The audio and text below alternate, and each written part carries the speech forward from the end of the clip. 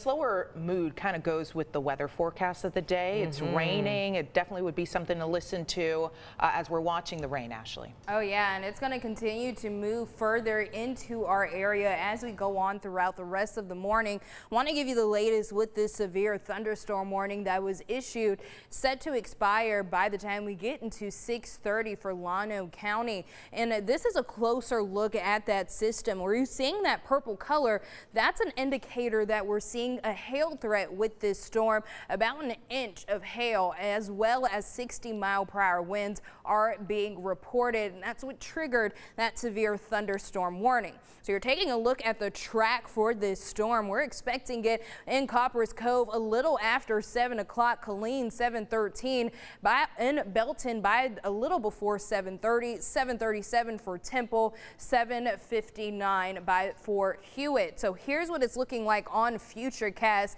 The timing is pretty much lining up to what we've been seeing. Those widespread showers and storms continuing as we go on throughout the rest of the morning, and some of these thunderstorms had the potential to be on the stronger side. So could it be possible that we could get some more severe thunderstorm warnings in the area through the late morning into the early afternoon? Yes, that is a possibility, and we'll be able to track it for you closely over the rest of this morning and as we go into the rest of today. This is your look by the time we get into 11 o'clock. Again, some of those stronger storms, especially south of that Bell County line, going to be possible.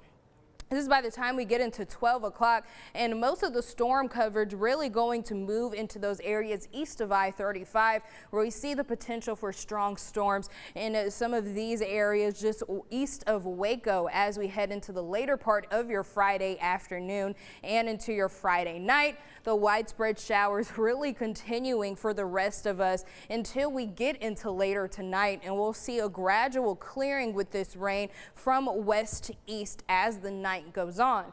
But if you do have some Friday night plans, you're probably going to want to make them indoors, or you're going to want to have the rain gear ready, because this is your look by the time we get into 8 o'clock, and you see most of us still encompassed by the rain.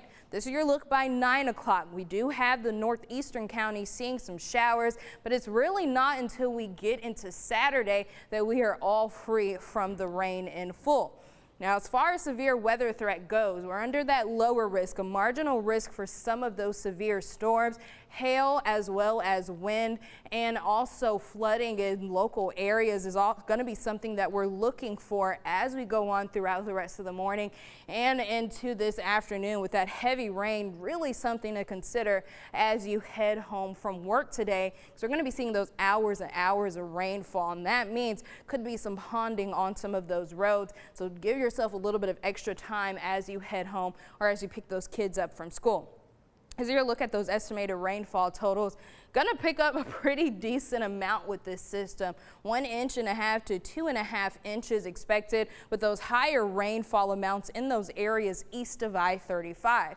Now, taking a look at your 7-day forecast, once this rain moves out, we're going to go back to that nice, quiet and pleasant forecast starting on your Saturday. Below average temperatures with that cloud cover. It's going to make for a beautiful rest of your weekend in the mid-70s for your Halloween.